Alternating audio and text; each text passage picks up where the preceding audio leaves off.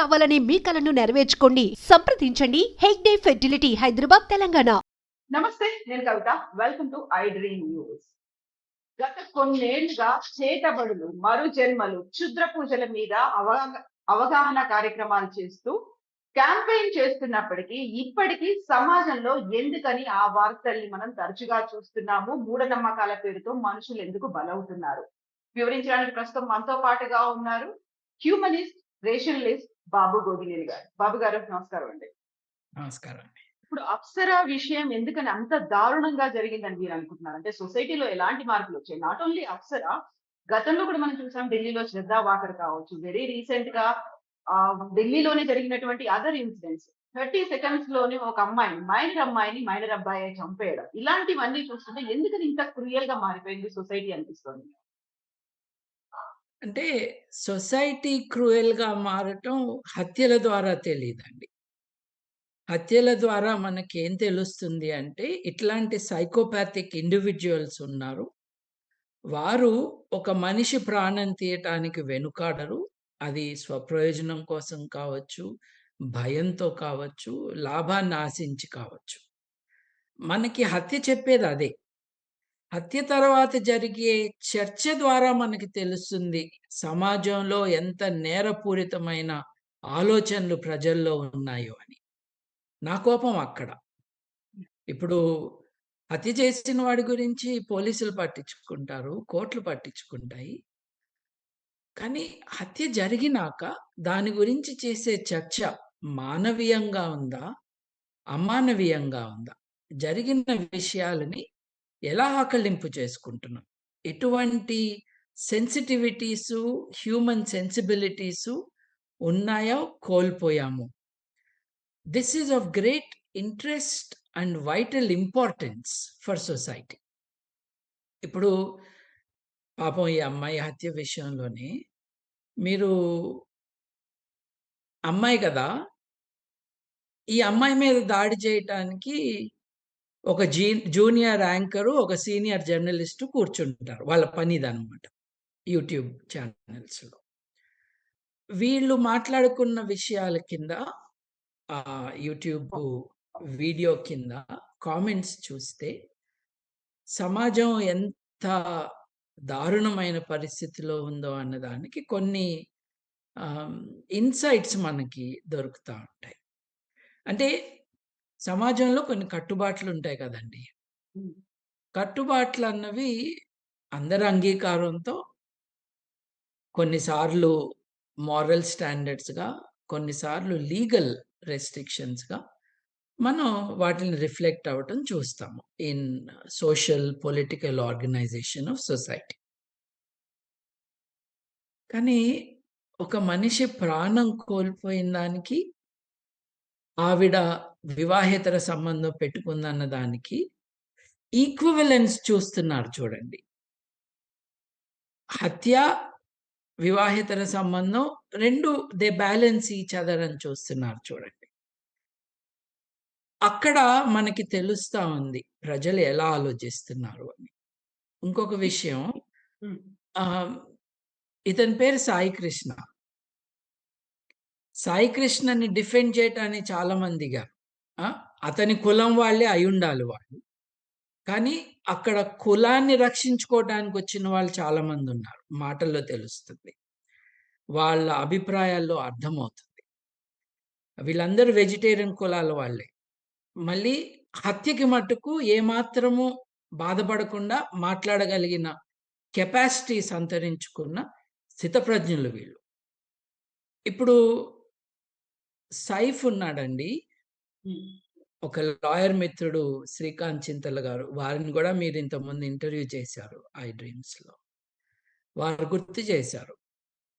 సైఫ్ విషయంలో అందరూ మీద పడి దాడి చేశారు. తురకలు, మరకలు అని ఇష్టం వచ్చినట్టుగా. ద్వేషానికి ఎటువంటి కట్టడి లేదు మన యూట్యూబ్స్‌లోను, మన సోషల్ మీడియాలో. ఒక్క ఎఫ్ పోయి సాయి వచ్చేటప్పటికి, సైఫ్ బదులు సాయి చూసేటప్పటికి అతని కులం గుర్తుకొచ్చింది. అతను ఏదో రోజు గుడిలో పూజలు చేసుకుంటాడు, మంచివాడు అని గుర్తుకొచ్చింది చాలా మందికి. ఇప్పుడు ఒక మిత్రుడు ఈ మధ్యనే మతోన్మాదం అంటే ఏమిటి అని ఒక నిర్వచనం ఇచ్చారనమాట. వారేమన్నారంటే, ఎప్పుడైతే మతోన్మాదం ఉంటుందో, ఎదుటి మతం వాడు తప్పు చేస్తే, వాడి మతం మొత్తం తప్పు చేసినట్టుగా చూస్తారు. వాడు మన మతస్థుడైతే, చేసిన వాడిని మతాన్ని మొత్తం ఎందుకు అంటున్నావు అని అడుగుతారు అని. ఆహ్, జరుగుతుంది అదేనండి. మన కళ్ళ ముందు కనిపిస్తుంది. అలాగే గుడిలో దేవతలు, ఆడవారు మాకు వారి పట్ల చాలా ఆదరణ ఉంటుంది, భక్తి ఉంటుంది అని చెప్పేవాళ్ళే, ఆడవారిని ఎంత నీచ దృక్పథంతో చూస్తున్నారో మనకి తెలుస్తా ఉంది. అంటే this is an index of the mind of our society. ఏమంటున్నారు? ఈ అమ్మాయి అంటే హతురాలు. మనం ఆవిడని అమ్మాయి అని పేరు పెట్టి మాట్లాడటమే కాదు. ఆవిడ చచ్చిపోయింది. హత్య గావించబడింది. రాయితో 10, 12 సార్లు మోదబడి రక్తం కారుతూ చనిపోయింది.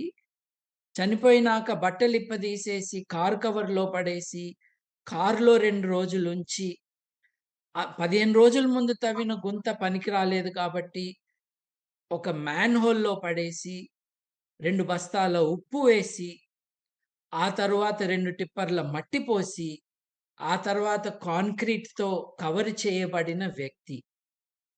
అప్సరా అంటే అప్సరానే కాదండి. ఇంత దాష్టీకానికి గురైన అమ్మాయి, ఆ అమ్మాయి వివాహేతర సంబంధం పెట్టుకుంది. అది న్యాయమా అని అడుగుతున్నారు కదా! ఎగ్జాక్ట్‌లీ. నేను ఇదే అడగదలుచుకున్నాను. వివాహేతర సంబంధాలు లేకుంటే లివింగ్ రిలేషన్స్ ఇలాంటివి ఏవైతే ఉన్నాయో, వాటి వల్లే ఎక్కువవుతోంది అని దానికొక జడ్జిమెంట్ పాస్ చేస్తున్న వాళ్ళని ఏమంటారు? అదేనండి. ఇప్పుడు వివాహేతర సంబంధం ఒకళ్ళు పెట్టుకోరు కదా! ఇద్దరు కదా పెట్టుకునేది. వివాహం అయింది ఎవడికి? సాయి కృష్ణకి. వివాహేతర సంబంధం పెట్టుకున్నదెవరు? సాయి కృష్ణ. అమ్మాయికి వివాహం లేదు.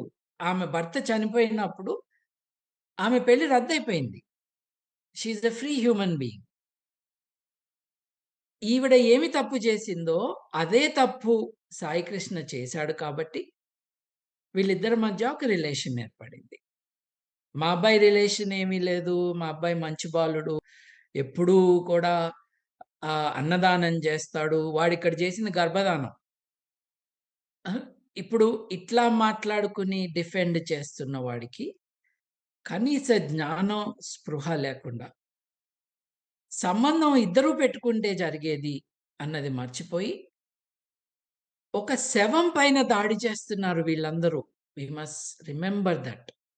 శవానికి శుద్ధులు చెప్తున్నారు. We must remember that. ఇక తప్పు అన్నది, నేరం అన్నది ఒకటి కాదండి. అతను చేసింది తప్పా? ఆమె చేసింది తప్పా? అన్న విషయాలు బ్రాడ్‌గా వాళ్ళ కుటుంబ సభ్యులు ఆలోచించుకోవాలి. దీనివల్ల డైరెక్ట్‌గా ఇంపాక్ట్ ఎవరెవరికైతే ఉంటుందో, వారు దాని గురించి మాట్లాడుకోవాలి. ఒక ఇద్దరు వైయక్తిక సంబంధం ఏర్పరచుకున్నప్పుడు వ్యక్తిగతంగా వారు, వారు చేసిన దానికి బాధ్యులే. ఇప్పుడు సాయి కృష్ణకి పెళ్లయిందని ఈ అమ్మాయికి తెలుసు. మనం నేను చాలా వీడియోస్ చూసాను. తెలిసినట్టుగానే మనకర్థమవుతుంది. ఆ అమ్మాయికే కాదు, ఆ అమ్మాయి తల్లికి కూడా తెలిసినట్టుగానే మనకర్థమవుతుంది. కానీ సాయి కృష్ణకి తెలుసుగా తనకి పెళ్లయిందని. అయినా కదా వీళ్ళు ఊళ్ళు తిరిగొచ్చింది. పోలీస్‌కి ఇచ్చిన కన్ఫెషన్ ప్రకారం, ఇచ్చిన స్టేట్‌మెంట్ ప్రకారం వీళ్ళు వేరే ఊళ్ళకెళ్ళి కదా అక్కడ ఫిజికల్‌గా రిలేషన్ డెవలప్ చేసుకుంది. సో, ఇద్దరూ తెలిసి, కలిసి, కావాలని ఏర్పరచుకున్న ఒక సంబంధం. కన్సెన్షువల్. మనకి ఎవరు ఎవరికి చెప్పారో తెలీదు. నాది అరేంజ్ మ్యారేజు. మా ఆవిడతో నాకంత సంబంధాలంత బాగా లేవు. ఆవిడనొదిలేసి నిన్ను చేసుకుంటాను అని ఆవిడని దగ్గర తీసుకున్నాడు ఈయన అని ఆహ్, చెప్తూ ఉన్నారు. అది ఎంతవరకు నిజమో మనకెట్లా తెలుస్తదండి? ఎగ్జాక్ట్‌లీ. ఎగ్జాక్ట్‌లీ. కానీ ఈ మాట అన్నారు. ఈ మాట మర్చిపోయి ఆమె మా అబ్బాయిని అన్న అన్నాడు అని మట్టుకు ఈ రౌడీ తండ్రి మాటి మాటికి చెప్తూ ఉన్నాడు. ఇప్పుడు ఆ అమ్మాయి ఇతన్ని అన్న అన్నది అని ఎవరు చెప్పారు? ఫాదర్ హ చెప్పారు. హంతకుడి తండ్రి చెప్పాడు. ఇంకెవరు చెప్పారు? చెప్పినట్టుగా మనకెక్కడ రికార్డ్ రాలేదు. హంతకుడు ఏం చెప్పాడు? పోలీసుల దగ్గరికెళ్ళి నా మేనకోడలు అన్నాడు. హంతకుడి చెల్లని అనలేదే.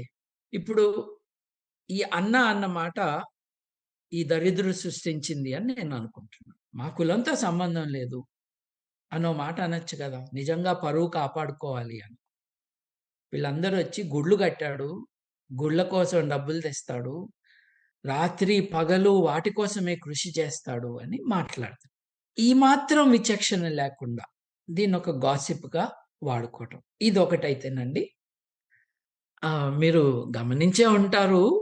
ఆహ్, నా కోపంలో టార్గెట్స్ యూట్యూబ్ పేరుతో చాలామంది చేస్తున్న యాంటీ సోషల్ యాక్టివిటీ మీదనే ఉన్నది. నేనిందాక అన్నాను చూడండి. ఓ జూనియర్ యాంకర్, ఓ సీనియర్ జర్నలిస్ట్ కూర్చుంటారు. వచ్చిన ప్రతి ఒక్కడు సీనియర్ జర్నలిస్టే. కూర్చునేసి వాళ్ళిట్లా అన్నారు, వీళ్ళిట్లా అన్నారు అని అనలైజ్ చేసి వెళ్తున్నారు. అంతవరకు ఉపయోగకరమే. ఎందుకంటే వాళ్ళొక 10 సోర్సెస్‌ని చూసి దాన్ని అనలైజ్ చేసి చెప్తూ ఉన్నారు. కొంతమంది ఒక జర్నలిస్ట్‌ని, ఒక ఫ్యామిలీ కౌన్సిలర్‌ని, ఒక సైకియాట్రిస్ట్‌ని కూర్చోబెడితేనండి వాళ్ళన్నారు, ఈ సైకాలజిస్టు, యాంకర్‌లు వీళ్ళు I feel very dirty to repeat what they have said. ఈ తల్లి ఇతన్ని, తన కూతుర్ని పడుకోబెట్టింది వాళ్ళింట్లో అని అన్నారండి. You see why I feel dirty repeating what they have said.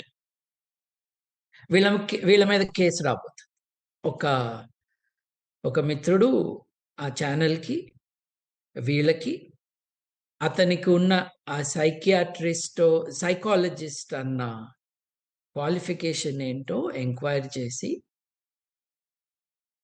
if he has really done it with malice and professional incompetence, then he should not be allowed to practice this.